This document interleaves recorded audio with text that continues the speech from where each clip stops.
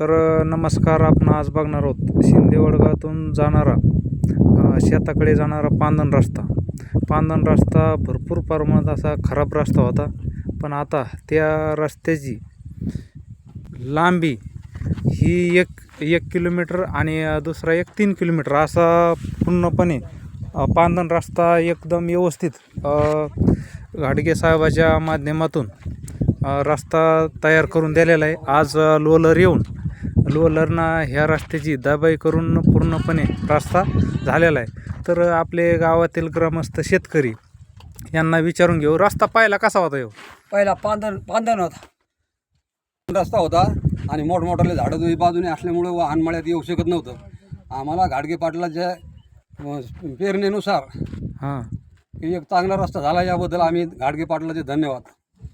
तर मित्रांनो, यांना घाडगे साहेबांनी रोड दिल्यामुळं हे ग्रामस्थ शेतकरी एकदम आनंदात आहे. आता तुम्ही पावसातही मळ्यात येऊ शकता.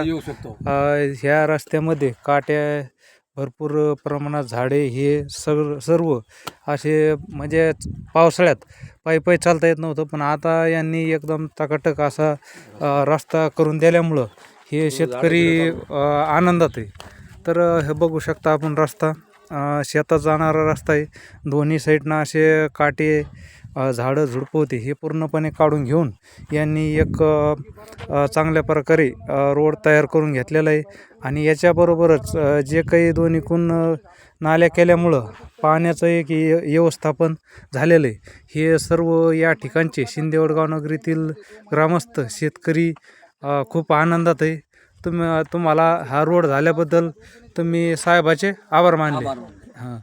तर या प्रकारे रोड झालेला आहे, शेतकरी खुश आहे. आणि आपल्या साहेबाचे, घाडगे साहेबाचे कार्यकर्ते गणेशराव गव्हाणे यांच्या माध्यमातून या रोडला भरपूर असा प्रतिसाद मिळालेला आहे आणि शेतकरी आनंदात आहे. तर 2 शब्द सांगा ना रोडबद्दल, कसा होता पहिला? काय सर, पांदी होती, सारे झाडं झुडपं, साधं रिकामंसुद्धा चालता येत नव्हतं. आता घाडगे साहेबाच्या माध्यमातून आता व्यवस्थिशीर रोड करून दबाई, लोलरनी दबाई सुरू आहे. नंतर मुरमाचं आणि खडी करण्याचं काम. तर या प्रकारे यांनी रोड व्यवस्थितरित्या बनवून तयार केलेला आहे आणि शेतकऱ्याच्या आनंदाची खुशी आहे मित्रांनो. तर घाडगे साहेबांनी एकदम चांगल्या प्रकारे काम केलेलं आहे. तर आपण हा पूर्ण श्रेय गणेशराव गव्हाणे यांना देऊ, घाडगे साहेबांना. तर मित्रांनो, काही शेतकऱ्याला आपण थोडेफार त्यांचे मनोगत ऐकून घेऊ. मी एक शेतकरी आणि या रस्त्याने जाणार, एक रोडने जाणार, मी एक स्वतः शेतकरी आहे. व पूर्ण आता पाऊस काळात जवळ आल्यामुळं या रोडचं लवकरात लवकर मुरमीकरण किंवा खडीकरण व्हावं, अशी मी घाडगे पाटलाला विनंती करतो. तर यांची एकच विनंती, आता जे काही रोड बनवलेला आहे, ह्या रोडवर लवकरात लवकर खडीकरण व्हावं, जेणेकरून पावसाळ्यात यांची जे काही बैलगाडी असेल किंवा पायाला चिखल लागला नाही पाहिजे. म्हणजे आता सध्या ही पूर्णपणे काळीची जमीन असल्यामुळं मातीत जास्त फसण्याची शक्यता आहे. त्याच्यामुळे यांचं म्हणणं आहे लवकरात लवकर मुरम आणि खडीकरण करून द्यावे, ही त्यांची साहेबाला विनंती.